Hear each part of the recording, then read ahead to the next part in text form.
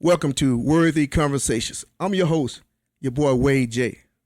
So come on in to this joyous and lively space where we dive right into some real life conversations. You see, this is not only a podcast, it's a community where every voice is valued and yes, every story is heard. So go ahead, get your favorite glass of Kool-Aid. Matter of fact, you better get two today. And some popcorns. We're gonna dive into some real life stuff today, guys. We're gonna have a good time talking about it, and we know you're gonna enjoy it. So come on into this lively space. But first of all, listen, I got my brothers CT Kirk with me today. My brother Chelsea Sims. Peace and blessings, my brother. Thank y'all for coming on in, stopping by the studio today. A worthy conversation. Love having these two brothers when they on the set with us today. And you already know, guys, it's going to be all the way live. All the way live. Yeah. But today we diving into something deeper than headlines. You see, we're talking about real love. We're talking about family. And whether they're, I think CT Kirk, you're going to like this, whether they're focused, spiritual, or systematic. Working to break them apart, especially in the black community. Yeah, my community. And today I want to talk about my community because when I always thought when I talk about my community, I want to sweep around my own back door first. Yeah. And then I can sweep around somebody else's door. So right now, right today we're talking about our black community where family always been the source of strength and survival. Today we are talking about something that affects every home, every relationship, and yes, every community. Which is love, guys. We're talking about love that holds family together. We're talking about that love that builds trust. We're talking about that love that creates identity and give people strength. You see, without love, there's no you. There's no me. Because really, mankind really didn't deserve what Jesus did on the cross for us. You see, God gave us John 3:16. For God so loved the world, he gave his only begotten son, that whosoever believes in him should not perish, but have everlasting life. Hey guys, when love is out of the equation, when love is broken, when love is gone, everything else begins to fall apart. Families struggle, communities divide, people feel isolated, they feel angry, y'all. They feel disconnected, and some even feel hopeless. In today's world, many people feel like, listen, guys, there's no loyalty. Loyalty is rare this day. There's no respect. Unity is fading. And genuine, true connection is under attack by the adversary. Everything in the black community, we've seen the effects of generation trauma. We've seen the effects of broken homes. We've seen the effects of economic pressure. So much violence, so much distrust. And yes, emotional wounds passed down over time. So this episode is not about blaming people. We're worthy conversation. We're going to talk about it. So we're going to find solutions to the problems. That's what we do right here at Worthy Conversations. It's about understanding the struggle, healing the damage, and protecting what matters the most. Love, family, and our community. That's right. That's right. Brother, y'all ready to talk about it? Let's talk about it. I'm ready. Brother Chelsea, you can take this segment today whatever way you go. Yeah. I know it's going to work just fine. It's going to be a rough one, man. I know it's going to tie back into we trying to help our community. That's right. Yeah, am I right Disclaimer about that? is his words. Yes, sir. All right, there it is. So, guys, today you're going to hear some different perspective of things. But it's only our perspective. That's it. But we're going to try to give you some hope today. For sure. My brother, take it away, brother. Okay, so if you're going to talk about love, and black love specifically, you're going to have to start with diagnosing the problem. You ain't going to never go into the doctor without finding out first what the problem is. We can talk about symptoms all we want. We can talk about the things that are going wrong, but we can't get to solutions until we discuss what the true problem is. And I think the same problem that we've always faced as a black community, because we are not from this country. We got here because we as a people were not unified when the enslavers first came to Africa. You had strong tribes like the Yoruba on one side, the Igbo on another side. But because Africa was a continent and not a country, they had enslavers that came in. And because of the divisions, the Yoruba didn't care about what the Igbo were going through. The Igbo didn't care about what the Yoruba were going through. So there was infiltration that happened, and both tribes were hindered and enslaved because there was no unity in the country. Wow. And there was no unity across tribes, across country lines. Similarly, today, we separate ourselves over masculinity versus femininity. We separate ourselves over income. We separate ourselves over religious beliefs. We separate ourselves over fraternities and sororities or not fraternities and sororities. We separate ourselves over college educated and not college educated. We as black people love to separate ourselves, love to distinguish ourselves. Red bandanas versus blue bandanas, hat to the left versus hat to the right. It's an age-old problem that we have, and it is the main tool that the devil uses to divide and conquer. He takes us apart because we are not unified. Yes. But in order to get unified, there are some things that all of us are going to have to do. There are some toes that I'm going to have to step on.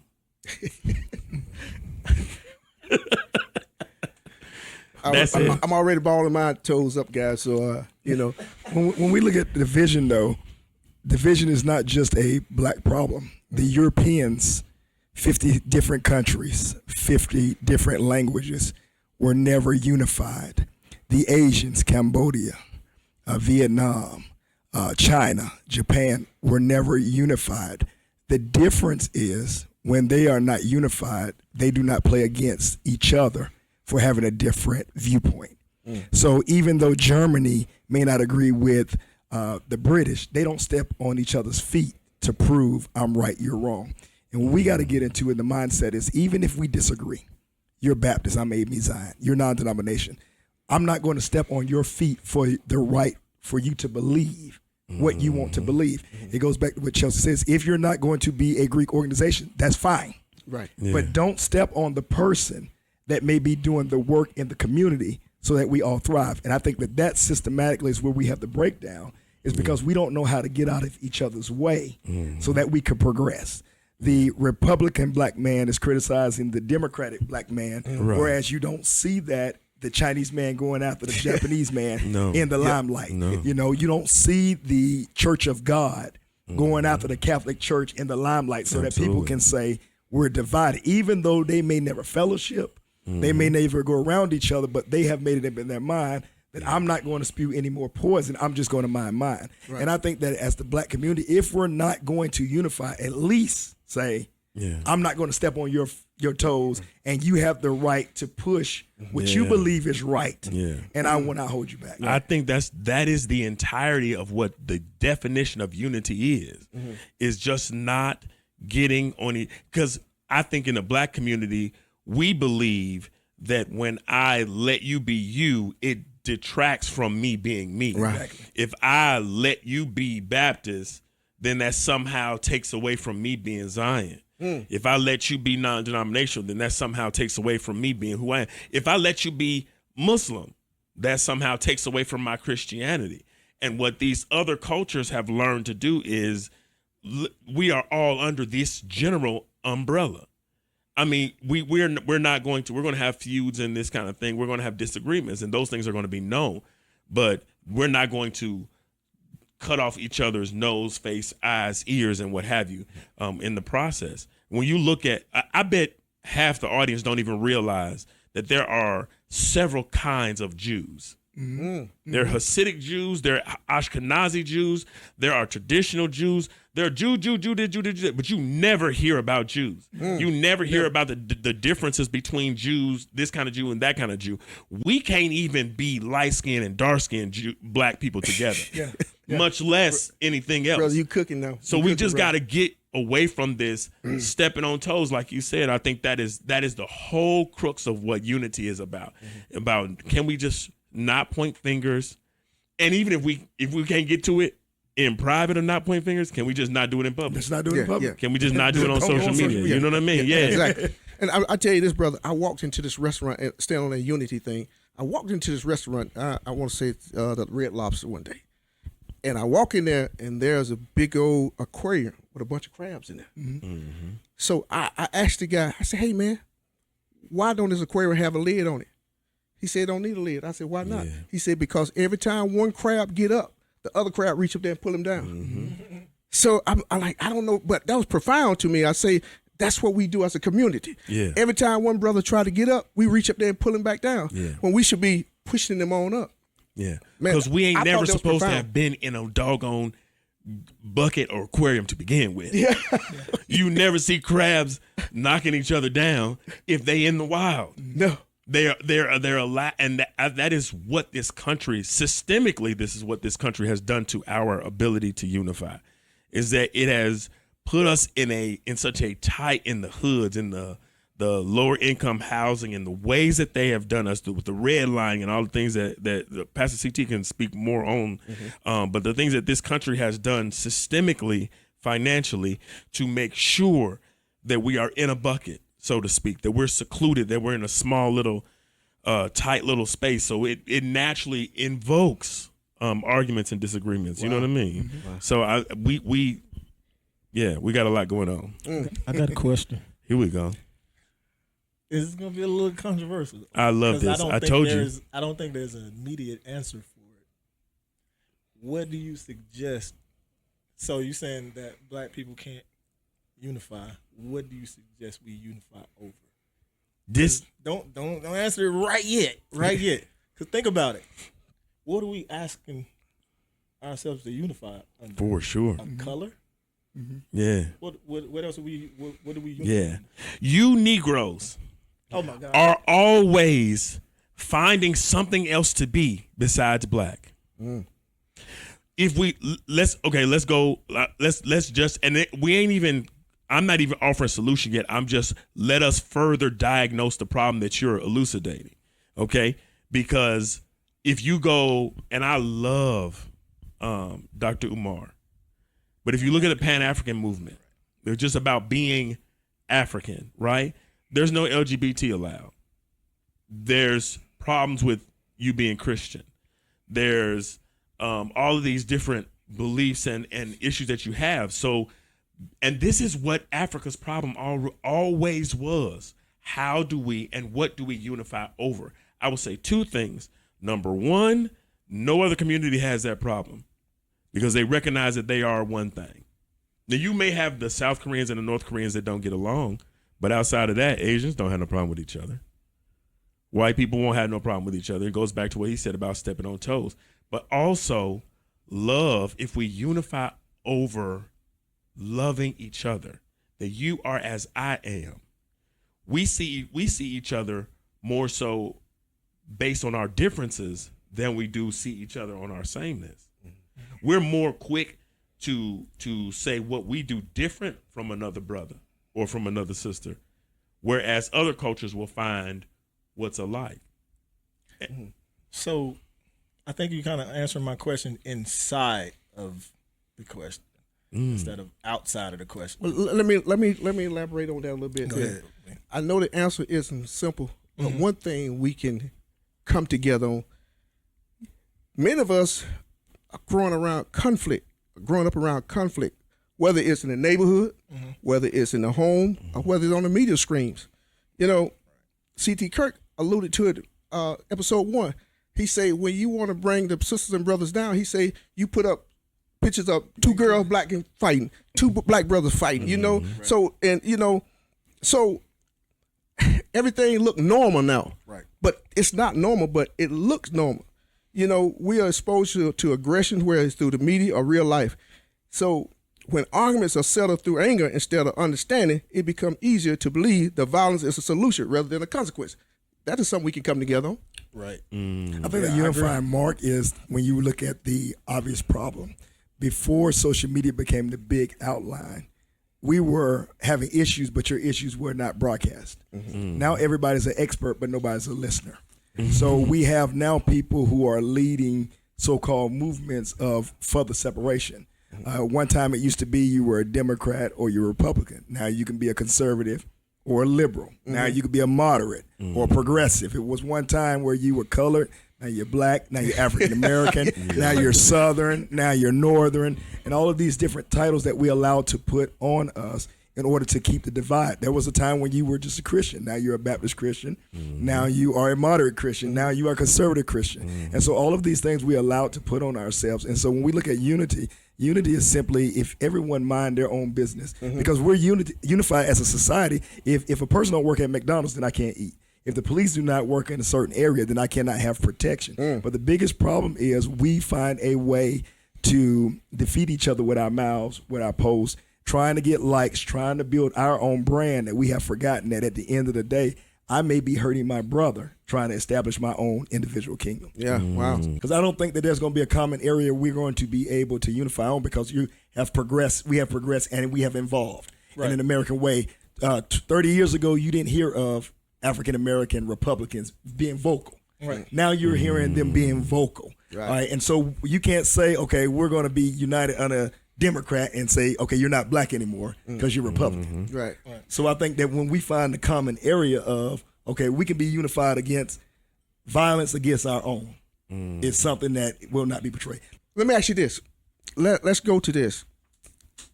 Conflict resolutions.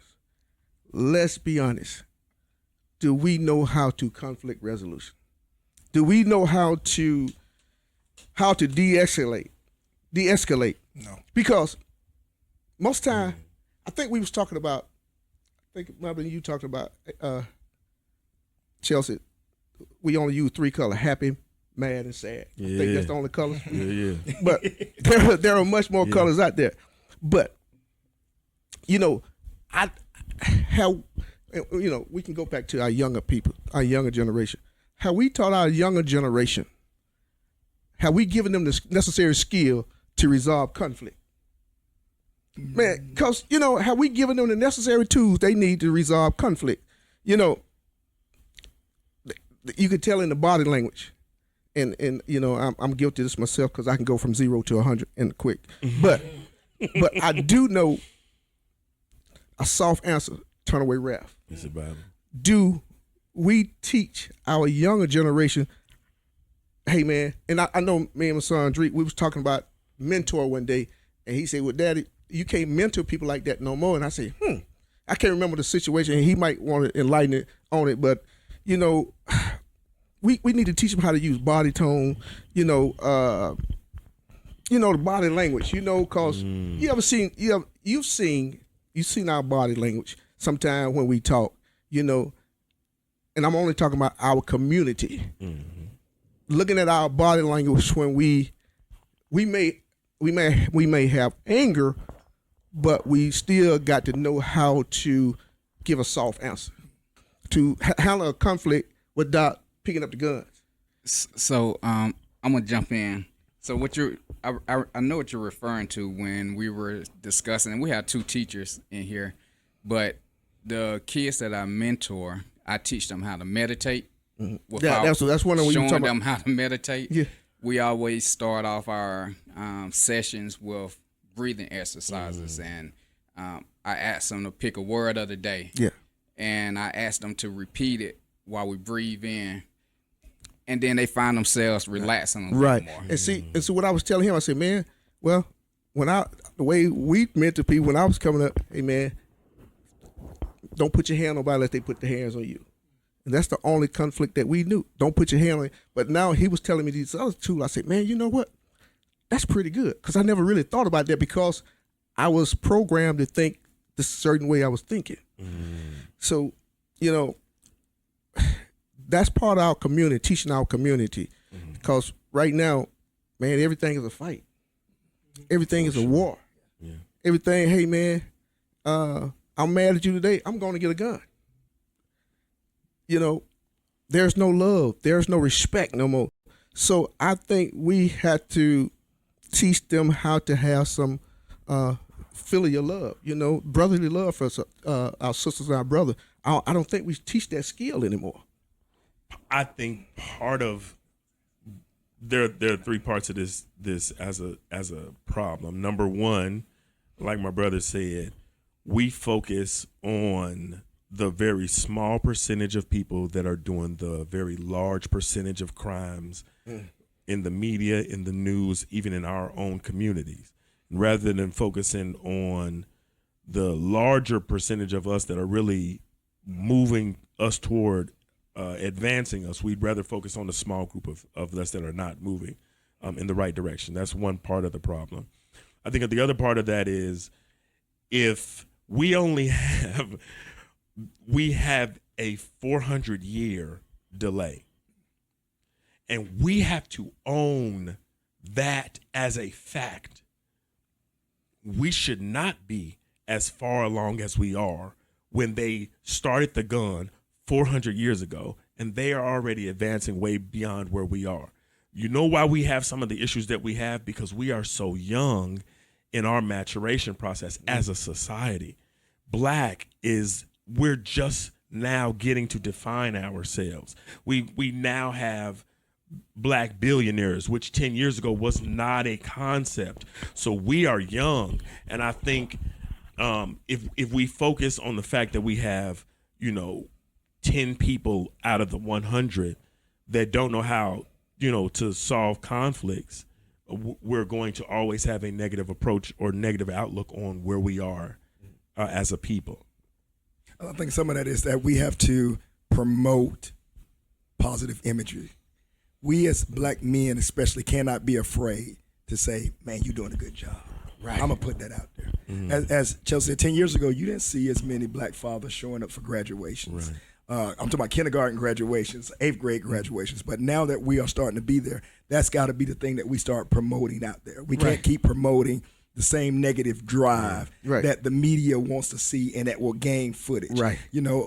Everybody's not going to be the Cat Williams that outs all the comedians. We need now the people that say, hey, that's a good comedian. Yeah, that's a good singer. That's a good that. Because when we start changing the stereotype, then our young boys can see that it's cool. They used to ask me at school, why are you wearing church clothes? I say, I'm wearing business attire because I see you guys as my clients. Wow. I see you as who I'm investing in. I love that. And so why would I try to dress like you to be you when I want you to come up to where I believe is a more professional level? And so I think that now we're starting to see these things change, but these things are not getting highlighted. We're seeing the dropping of young girls getting pregnant. Yeah. In the 80s, 2 out of 3 girls were pregnant walking across stage. Now you're seeing those numbers drop tremendously. You're seeing dropping in boys fighting each other. Why? Because they're learning now diversity. They're learning soft skills. They're learning these different things. But a lot of times those things are not going to be promoted on the media because those things don't go viral.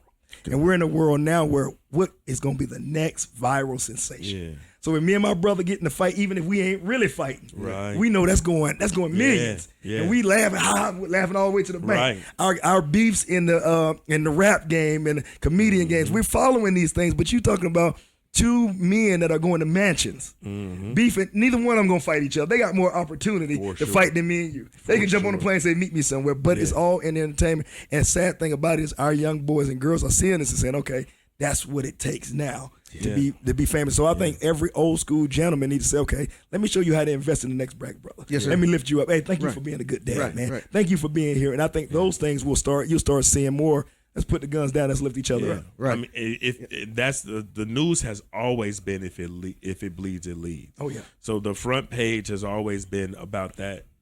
And just because we're now in the social media age, that still is a thing. But we do have to be way more intentional if we expect to have that impact. But also, can we just celebrate the impact that we do have? That's right. We have 5 black men who are actively engaged in their community for change and progress in the room right now. You know what I mean? Can we just celebrate not only what we're doing with this podcast, but what we're doing what you're doing in the community, what I'm doing in the community, what Pastor is doing in the community. Like, we are getting it done. Yeah. And part of it is just forgiving ourselves for having a late start and being okay with the fact that we're getting there. I truly love that, because here's the thing. Viewers, we're trying to do something positive here, so subscribe, comment, and share. So what he's saying that, and this is what I hear, and I hear everything else you're saying, because all the negative stuff, they get all the push, the negative get all the build up. But hey, let's share this right here. Cat Williams getting a lot of slack, Yeah. but Netflix is making a lot of money. Yeah. I love that. And you know, They're pushing the button. I love that show. Kevin Hart. I'm sorry, what I called him. Oh, he was on there too, though. Yeah. Kevin Hart. Now you have the conversation of fraternities, sororities being demonic. Organizations that have been around for 100 years, hundreds of years, hundreds of thousands of members have given away millions and millions of dollars back to their communities is now demonic. Why? Because when Sister Kamala ran for vice president and it came out she was an AKA, and they were afraid that if every Greek in America supported her campaign, she was going to beat Donald Trump.